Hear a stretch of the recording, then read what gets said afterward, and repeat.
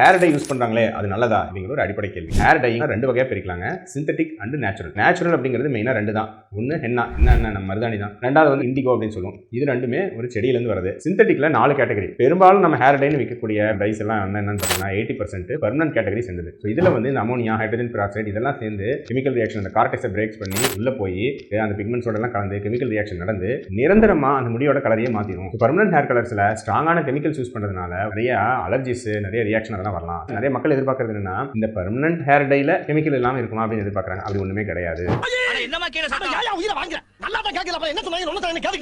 ஏன்னா பெர்மனண்டா கலர் மாறணும் அப்படின்னாவே அதுல அமோனியா, ஹைட்ரஜன் பெராக்சைடு அப்புறம் வேற சில வகையான ஆக்சிடைசிங் ஏஜென்ட்ஸ்லாம் இல்லாம அப்படி ஒரு கான்செப்டே வந்து தயாரிக்க முடியாது. மறுபடியும் சொல்றேன், நல்லா கேட்டுக்கங்க. மறுபடியும் அப்ப டீ சாப்பிட்டா இது வந்து இந்த ஷாம்பு டைப்பான ஹேர் டைலாம் வந்து பாத்தீங்கன்னா கொஞ்சம் கெமிக்கல்ஸ் கம்மி அப்படிங்கறனால அந்த ரியாக்ஷன்ஸ் கொஞ்சம் கம்மியா இருக்கலாம். ஸோ கெமிக்கல்ஸ் வேணாம்னு நினைச்சா அந்த ஷாம்பு டைப் நீங்க ஹேர் டை போய்க்கலாம். ஆனா அடிக்கடி அப்ளை பண்ண வேண்டியிருக்கும்.